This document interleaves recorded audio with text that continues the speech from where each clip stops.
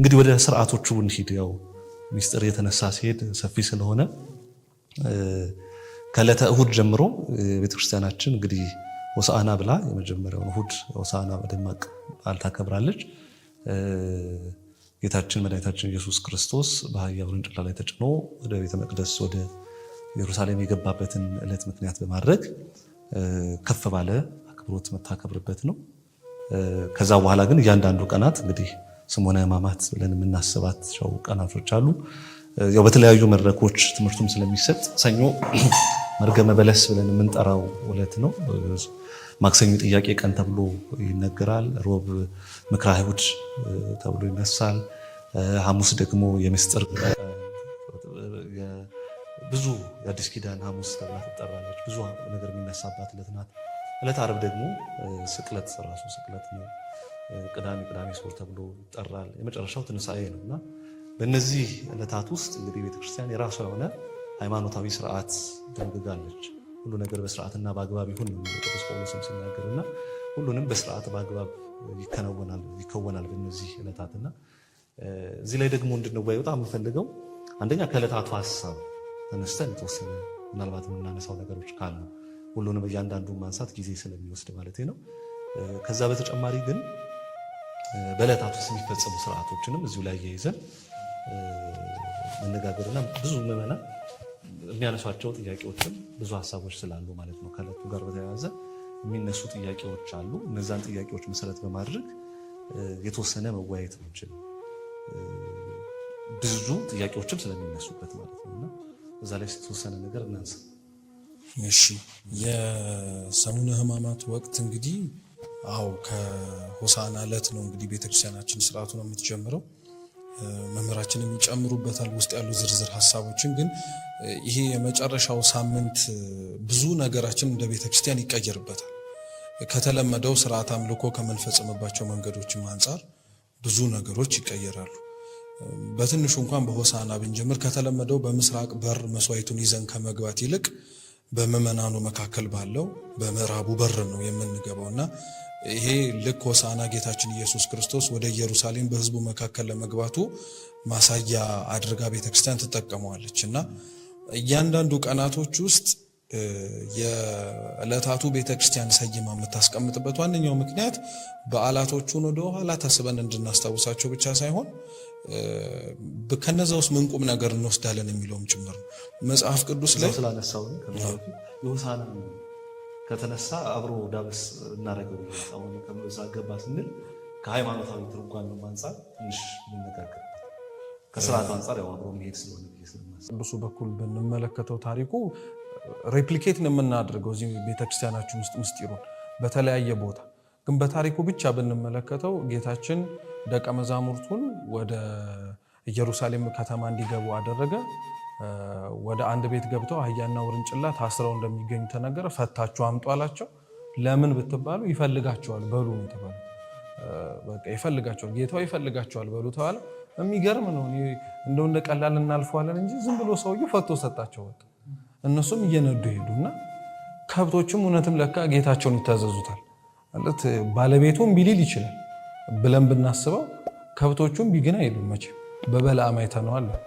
በለዓም አህያዋን ሲመታት ለምን እንደምትመታኝ እንዳለችው ተፈታ መምጣት የነበረችባቸው አህያውና ውርንጭላይቱም ሰውየው አይ የምን መፍታት ነው ቢል ጌታ የከፈለገን ከታዘዝን ብሎ ይሄዳሉና 16 ምዕራፍ ነው ከነበረበት ከቢታንያ ጀምሮ እስከ ቤተ መቅደሱ እስከሚሄድ ድረስ ሁለቱንም ተጠቅሟቸዋል። በአህያይቱም ላይ የተወሰነ ምዕራፍ ሄዷል። ከዛ በኋላ ወደ ቤተ መቅደሱ ሲገባ ደግሞ ውርንጭላይቱ ላይ ተቀምጧል። ውርንጭላይቱንም ዞሮ ቅድም መምህራችን እንደተናገረው አንደኛው አንጾተ ቤተ መቅደስ ይሄ ነው። ቤቴ ጸሎት ቤት ይባላል እንጂ የወንበዴዎች ዋሻ አይደለም እያለ የተናገረውና ቤተ መቅደሱን እንደዛ ከማለቱ በፊት ግን 3 ጊዜ ዞሯታል በአህያው ላይ ተቀምጦ። እቺ አሁን ላወቀባት ቤተ መቅደስ ክብረ በዓል ስናከብር ታቦታቱን ይዘን 3 ጊዜ ዑደት የምናደርገው ለዚህ ምንድነው ቃለ ጽርፈት አይደለም እንጂ አህያው ካህኑ ነው። ታቦቱ ደግሞ ያው ጌታችን መድኃኒታችን ኢየሱስ ክርስቶስ ነው። ስለዚህ ያንን አደረገ። እኛ በሆሳዕና ይሄንን እንዴት እንደግመዋለን? በየአራቱም አቅጣጫ እየዞርን እናነባታለን። ወንጌል ያው ከዑደቱ ከታቦታቱ ዑደት ጋር ካለው ሀሳብ ውጪ ጌታ ያቺን ቤተ መቅደስ ለመዞሩም ጭምር አንረሳትም። ቤተ ክርስቲያናችን እየዞረች ታሳየናለች። በአራቱም አቅጣጫ ወንጌላት ይነበባሉ። ጌታችን ኢየሱስ ክርስቶስ አይደለ እየዞሩ ሲያነቡ ራሱ አንደኛ በሁሉም ቦታ ዞሮ አስተምሯል። ቅድም እንዲያውም ፍፄ ስታነሳው የኛ ከነበሩት ከአይሁድ ዘመን ጋር ስንነጻጸር በጣም እዚህ ያለ ነው እንከፋለን እንላለን። እርግጥ ነው እንከፋለን፣ ግን እነሱን ከፍርድ አያመልጡም በመሰረቱ አይሁድ ራሱ። ምክንያቱም አንዳንድ ሰው አለ የጌታን እንዲህ የከፋንበትን የኛን ዘመን ሲያይ ብልጥ ሆኖ ምን አለ በብሉይ በተወለድኩኝ የሚል ማለት ነው። ያው የይሁዳ አስተሳሰብ ነው። ቢኖር ኖሮ ቢሸጠውም ኖሮ እያልን ብንቀጥል ሲኦል ቢገባ ኖሮ ብለን ሊያወጣው ነበረ። ግን ኖሮ ነው የትም አያዛልቅ እና ለእነሱም የተነገራቸው እውነት ነበረ፣ ለእኛም የተነገረው እውነት አለ። ብቻ ግን ወደ ጉዳያችን ስንመለስ ጌታችን ኢየሱስ ክርስቶስ ገባ፣ ገለበጠ። ሳንቲሞቹን፣ ሻጮቹን፣ ለዋጮችን በሙሉ ውሰዱልኛል እና እንዲያውም ህሉዬ እያንዳንዱ እቃቸው ላይ ሳንቲሙ ተጣብቆ ነበር። ኧረ የሚደንቅ እኮ ነው እውነት። ሊያውም ያለ አግባብ ያመጧት ገንዘብ እኮ ናት። ግን ገንዘባችሁን ያልፈልግም ነው በቃ እናንተ ነው እንድትመጡልኝ የምፈልገው። እና ይሄ የሰሙነ ሕማማት በመሰረቱ ዕለታቱ ወደ ጌታ የሚያቀርቡን ዕለታቶች ናቸው። በእያንዳንዱ በሆሳና ቀን ሆሳና ማለት መድኃኒት ነው። ስለዚህ ጌታችን ኢየሱስ ክርስቶስ ለዓለም መድኃኒት ነበር። እኛም አት ኤንድ ኦፍ ዘ ዴይ መጨረሻ ላይ የክርስቲያናዊ ህይወትና ተልእኮ መጨረሻው ሚሽነሪ ወርክ ነው፣ ለሌላው መትረፍ። ሐዋርያት የተማሩትን ተምረው አልተቀመጡም። እነሱ ራሱ መከራ መስቀላቸውን ይዘው ያንን የሚያሸክሙትን ሰው ነበር ሲፈልጉ የነበሩት። ከነሱ ያንን መስቀል ያሸክሙና በል ተከተለኝ እንደማለት ነው። እንዲያውም አንድ የሩሲያ ቤተክርስቲያን የሳለችው ስዕል ነበር አይደል? ጌታ ከፊት ሆኖ መስቀሉን ይዘና ብዙ አበው ከኋላ መስቀል ይዘው ይከተላሉ። እና ፓሽን ዊክ ሰሙነ ሕማማት ይሄ ነው በቃ። እና ወደ ውስጥ እያንዳንዱ ላይ ገብተን እንደው ጉዳዩን ባንመለከት ከኛ ህይወት ጋር ብቻ መተሳሰረውን እኔ ላንሳቸው። ሆሳዕና ለሌላው መትረፍ ነው ካልን የመጀመሪያዋ ቀን መርገመ በለስ ናት። እሱ ሲነሳ ህሉ ፍፄ ትዝ የሚለኝ መዝሙር አለ የሊቀ ጉባኤ ዳዊት ፈንታይ ቢፈልግባትም ከበለሷ ፍሬ የሚለው መዝሙር በጣም ነው ልብ የሚነካው። ምክንያቱም ያቺ በለስ እኛ ነበር። ጌታችን ፍሬ አጥቶባት የረገማት በለስ በቃ እያንዳንዱ የከፈለባትን ዋጋ ባለቤቱ በኋላ ላይ መጥቶ ይጠይቃል። ምክንያቱም ደሙን እንዲሁ ለከንቱ አላፈሰሰውም። ስለዚህ በደሙ የተዋጀን የተገዛን እንደመሆናችን በኋላ ባለቤቱ መጥቶ ያቺ በለስ እንዳትረገም ብዙ ይጥራል፣ ሰራተኞችን ይልካል፣ እንድትኮተኮት ያደርጋል። ምንም ግን ፍሬ ካልተጠጣባት እንግዲህ ጌታው ሊያደርግላት የሚችለውን ስላልተነሳች ግን መጨረሻ ላይ ትጠየቅበታለች። ከድርቀት እና ከቁርጠት ይሰውረን የሚባለው ግን ትርጉሙ እሱ ነው። በኋላ ላይ ስንመጣ ደግሞ ማክሰኞ ላይ ጥያቄ ቀን እንላታል። ጥያቄም ቀንም ድጋሚም ሌሎችም ብዙ ስያሜዎችም አሏት። አብራቺ ጥያቄ ቀን ላይ ጌታችን መድኃኒታችን ኢየሱስ ክርስቶስ የተጠየቀበትን እና እሱን ማዕከል አድርገው ያሉትን ዕለታት እናስብበታለን። ወደ ዝርዝሩ ባንገባ ምንድነው ትርጉሙ? ወደ መስቀል ስትጓዙ አንደኛ መድኃኒት ለመሆን ነው የምትሄዱት ሆሳዕና፣ ሁለተኛ መርገመ በለስ ነው፣ መድረቃቸው አይቀርም ነው። ጌታ የተሰቀለበት እንጨት የደረቀ እንጨት ነው አይደል? ስለዚህ መድረቅ ግዴታ ይጠበቅብናል። ምክንያቱም ለመሰቀል ነው የምንሄደው። ሶስተኛ ላይ ስንመጣ የጥያቄ ቀን ነው፣ እንጠየቃለን። ጌታ ተወንጅሏል፣ ተጠይቋል፣ እኛም እንጠየቃለን። ረቡዕ ላይ ስንመጣ ምክረ አይሁድ ነው፣ ይመከርብናል። ተሰብስቦ የሚያደባብናል ማለት ነው። ጌታን ለመስቀል እንደተሰበሰቡት ክርስቲያኖችን መከራ እንዲቀበሉ ለማድረግ የሚሰበሰበዋል። ግን በጣም የሚገርመው የክርስቲያኖች ለዛ መከራ ያላቸው ፐርሴፕሽን እይታ ነው። አንድ መምህር ናቸው ሲያስተምሩ ስሰማ የግብፅ ቤተክርስቲያኖች በዚህ በጣም ጠንካራ ናቸው ይባሉ በሰማዕትነት። በእርግጥ የእኛም ጠንካሮች እንደሆኑ ምንም ሩቅ ሜዳ አያስፈልግም። የዝቋላ አባቶቻችን አሳይተው ነው። እና እዛ የግብጾቹ ሰማዕትነት ላይ አንዷ እናት ናት። ባለቤቷ በዚህ በጽንፈኞች አሸባሪዎች በቃ ማለት ይህ ቀረሽ የማይባል ክርስቲያን ስለሆነ በጣም መከራ ከፈለ እና ሬሳው መጣ እና ምንም ሴትዮዋ የእንባ ዘለላ ራሱ አላፈሰሰችም። እና በጣም ነው የሚደንቀኝ። መግለጫ ስትሰጣሉ ጠየቋት እና እንዲያውም የገደሉትን ሰዎች እጃቸውን ባገኘው እኔ ስማቸው ነበረ። ባሌን ሰማዕት አደረጉት፣ እኔን የሰማዕት ሚስትን ያደረጉኛለች።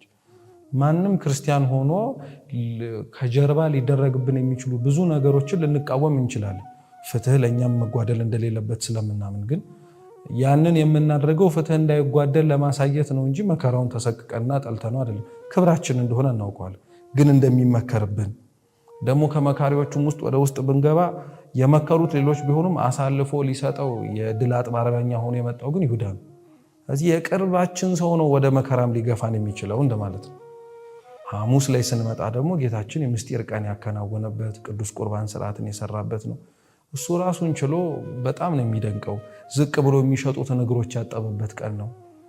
እኛ ብንሆን ያናደርገው ነበር? እሱ ራሱን ችሎ ጥያቄ ነው። ግን በጣም ደካሞች ነን በብዙ ነገር። ግን ጌታ ምን ያክል እንዴት ልቡ ክፍት እንደሆነና ሊያውም እኛ ሳናውቅ ነው፣ ወደፊት መጻያቱን አናውቅ። እሱ ግን እያወቀ ሊሮጥበት የሚሄደውን እግሩን አጠበለት። እንዲያውም አጥቦለት ራሱ ከጨረሰ በኋላ ምስጢር እንዲካፈሉ እና ያንን ቅዱስ ቁርባንን ስርዓት ራሱ ሲያሳይ አልከለከለውም። አንተ አታስፈልግም አላለውም። እና ይሄ መርህ ነው በመሰረቱ። በመስቀል ጉዞ ላይ አንተ ለዚህ ለመስቀል ጉዞ የተገባ አይደለም የምንለው ሰው የለም። ጌታ ይሄን አሳይቶን ጎኑን በወጋው በለንጊኖስ ለመስቀል ያልተገባህን አንተ ዓይንህ አይበራም አትመለስም አላለው። የጲላጦስ ሚስት ቬሮኒካ የምትባለውም ተመሳሳይ ነው። መልሷታል። ጲላጦስም አልቀረለትም ይባላል። እንደው አለመታደል ሆኖኛ ስሙን አሁንም ዝም ብለን ጲላጦስ ጲላጦስ እንለዋለን እንጂ በጣም ብዙ እንደዚህ በጌታ ስቅለት ምክንያት የተመለሱ ሰዎች አሉ። አርብ ስንመጣ ራሱን ችሎ ምን ያልተደረገ ነገር አለ ማለት ከሰማይና ከምድር ከተፈጸሙት ብዙ ተአምራት አንስቶ ጌታችን በመሞቱ ምክንያት የማረካቸው ነፍሳት በሕይወት ተመላልሶ ከማረካቸው ነፍሳት ይበልጣሉ። ይሄም ተመሳሳይ ነው። ክርስቲያኖች ሲኖሩ ከሚማርኳቸው ነፍሳት በላይ አርፈው የሚማርኳቸው ነፍሳት መብዛት አለባቸው ማለት ነው። ያለ ዝም ብለን የምንኖር ሰዎች መሆን የለብን። ቅዳሜ ላይ ስንመጣ ጌታ መቃብር የዋለበት ቀን ነው።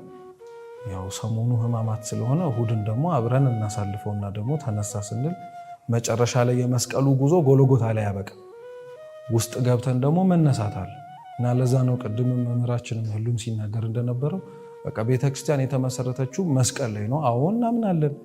መስቀል ላይ የተመሰረተችው ቤተክርስቲያን ግን መስቀል ላይ ሆና አትቀር። የሆነ ቀን ደግሞ እሁድ ላይ ሲመጣ ደግሞ ትንሣኤ አብባ ብርሃኗን አጎናጽፋ ትላንት የናቋትና ያሳደዷት ሰዎች ከጌታ አካል እንደመሆኗ ራሱ ይመለከታሉና ይቺ ሳምንት ወቅት ላይ በሳምንታት ውስጥ በምናሳልፋቸው በእያንዳንዱ ቀናቶች ላይ ስርዓቱ ራሱን ችሎ እንዴት ውብ እንደሆነ ምንማረው ቢሆንም ቀናቶቹ ራሱ እኔ በጣም ነው የሚደንቁኝ። ማለት እያንዳንዱ ቀን ላይ ራሳችንን እየጠየቅን የታጣብንን እየሞላን ብንሄድ በጣም ትልቅ ቀን ነው። ሰውም የሚስተካከልበትም የሚለወጥበትም ጭምር